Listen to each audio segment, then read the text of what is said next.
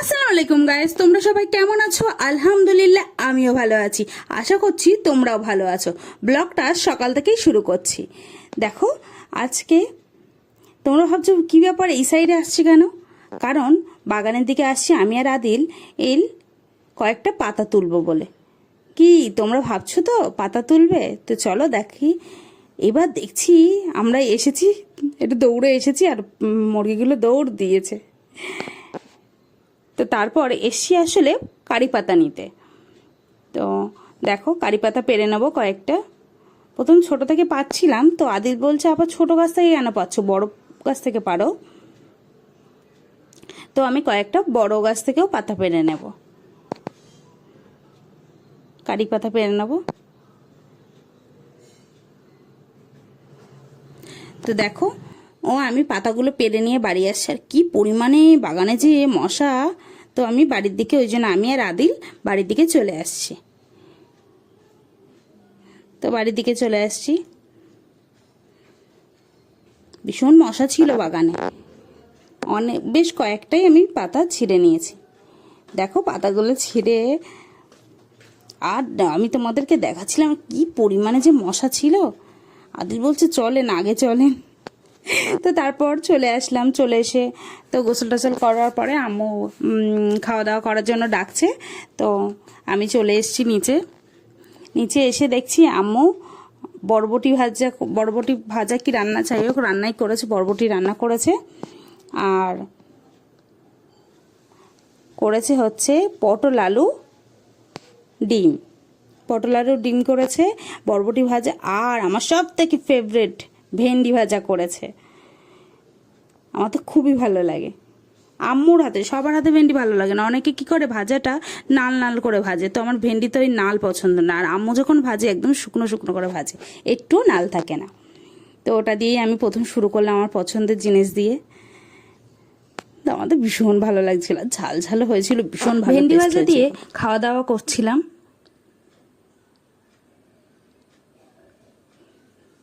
তো দুপুরে খাওয়া দাওয়া শুরু করে দিয়েছি।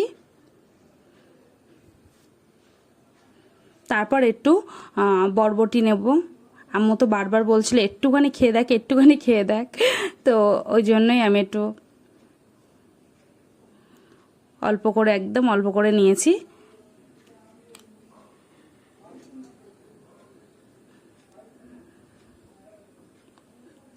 আমার মুখ দেখলেই বুঝতে পারবে যে বরবটি আমার একদমই ভালো লাগে না। তো বেশ মানে খেতে ভালো হয়েছে, টেস্ট হয়েছে, কিন্তু জানি না কেন আমার বরবটিটা ঠিক অত পছন্দ না। তা বরবটি দিয়ে খাওয়ার পরে তারপর আমি একটু পটল আলু আর ডিমটা তুলে নিচ্ছি।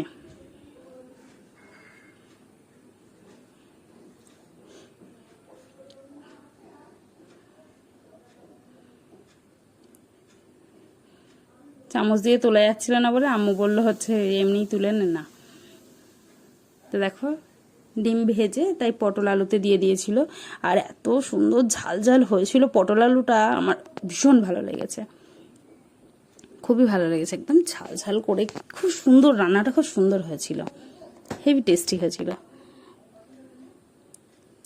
তো আমার খুবই ভালো লেগেছে। এইভাবেই আমি দুপুরবেলা খাওয়া দাওয়া করছিলাম। এইভাবেই খাওয়া দাওয়া করছিলাম।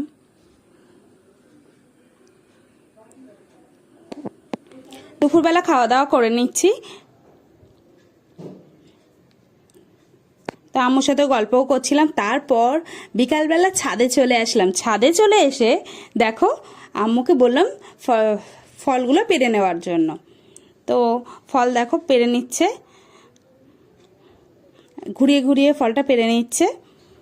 আম্মু তো ফলটা পারতে পারছে না, অনেক চেষ্টা করছে এই ঘুরিয়ে পাড়ার জন্য, তো পারতে পারছিল না বলে তো আমি বললাম আম্মু নিচের ফলটা পেরে নাও। তাই আম্মু এই নিচের ফলটা দেখো এটা পেরে নিয়েছে। নেওয়ার পরে তারপরে এটাও চেষ্টা করছিল পাড়ার। তো চেষ্টা করতে করতে ওটা ভেঙে যাওয়ার মতো হয়ে গেছে। তো আম্মু পারতে পারছে না বলে লাস্টে আমিই পেরে নিলাম। আম্মু পারতে গিয়ে এটা ভেঙে যাওয়ার মতো হয়ে গেছে, খুলে এসছে। তো দেখো এই যে ওইটা ফলের খোসাটা ওখানেই রয়ে গেছে, আর এই যে এই অবস্থা। আমরা দেখে তো কতক্ষণ হাসছিলাম যে কি একটা অবস্থা হয়ে গেল, আম্মু তুমি তো ঠিকভাবে পারতেই পারলে না। তাই আর কি আর করা যাবে। তো আমরা এটা এখানে করেছি, তো অনেকক্ষণ বলছিলাম। তো দেখো এই ফলটা আমি বললাম আম্মু এখানেই খেয়ে নেই, তো বলছে আচ্ছা ঠিক আছে। তা আমি খোসাটা ছাড়িয়ে নিচ্ছিলাম, দেখো খোসাটা ছাড়িয়ে নিচ্ছিলাম। খোসাটা প্রচুর মোটা হয়, দেখো দেখেই তোমরা বুঝতে পারছো। তো খোসাটা ছাড়িয়ে নিয়ে তারপর আম্মুর কাছে দিলাম, আম্মু হাফ হাফ করে দিল। এই ফলটা খেতে যে কি ভালো লাগে বলার কথা না, খুবই মিষ্টি ফলটা, অনেক মিষ্টি। তো আমিও খাচ্ছি, এদিকে আম্মুও খাচ্ছে। ছাদে বসে একদম দেখো গাছপালার নিচে বসে একসঙ্গে কি যে ভালো লাগছিল, মানে সত্যি খুব ভালো লাগছিল। কারণ সবসময় ফল নিচে গিয়ে একসঙ্গে খাওয়া হয়, কিন্তু আজকে ছাদে বসে খাচ্ছি, ছাদের গাছের ফল ছাদে বসে ফল খাচ্ছি, ভীষণ একটা আনন্দ হচ্ছিল। তো তারপর এইভাবেই খাওয়া দাওয়া করে নিচ্ছিলাম। দেখো এইভাবেই খাওয়া দাওয়া করা হয়ে গেছে, হয়ে যাবার পর তো তারপর বিকালবেলা দেখছি এই গাছটার তো কি একটা অবস্থা হয়েছে, পোকা লেগেছে না কি হয়েছে আমরা বুঝতে পারছি না। দেখো গাছটা একদম যেন মরে যাব এরকম একটা অবস্থা, কেমন একটা অবস্থা হয়ে গেছে। তাই স্যাপ নিয়েছি, নিয়ে গুলে নিলাম, একদম ভালো করে গুলে নিয়েছি। নেওয়ার পরে এটা মাটিতে দিয়ে দেবো, যদি কিছু সমস্যা হয় ওই জন্য। তো আমি মাটিতে দিয়ে নিয়েছি, মাটিতে নিয়ে পাতাগুলোও ভালো করে দিয়ে নিয়েছি। তো ওই ভিডিওটা দেখানো হয়নি, তো অল্প একটু ছিল, আমি সবগুলো গাছেই দিয়ে নিচ্ছি মাটিতে। যেটা সমস্যা হয়েছে আমি সব কটা গাছেই দিয়ে নিচ্ছি। এইভাবে যতটা থাকে প্রতিটা গাছেই আমি দিয়ে নেব। স্যাপটা খুবই ভালো, এটা দিলে ছত্রাক লাগে না। তো আমি এগুলো দিয়ে নিয়েছি। তো আমি আম গাছটাও দিয়ে নিলাম। তো তারপর সন্ধ্যার দিকে আম্মু বলে এই ফলটাও পেরে নে, যদি কিছুতে নষ্ট করে দেয়, তাই আমি এটাও পেরে নিচ্ছিলাম। তো এটাও পেরে নিয়েছি, দেখো এটা পাড়া হয়ে গেছে, ফলটা একদম গোল হয়েছে, পুরো গোল। তো এইভাবেই পেরে নিয়েছি। দেখো এই যে 3টে ফল পরপর পেরে নিয়েছি। এখান থেকে একটা মামুনিকে দেবো আর 2টো আমরা নিচে নিয়ে যাব। তো এবার সন্ধ্যা হয়ে গেছে, তা এইগুলো ওই যে গাছটা দিচ্ছিলাম ওই গাছে প্রচুর পরিমাণে হয়েছিল, গাছটা যেন নষ্ট হয়ে যাচ্ছে।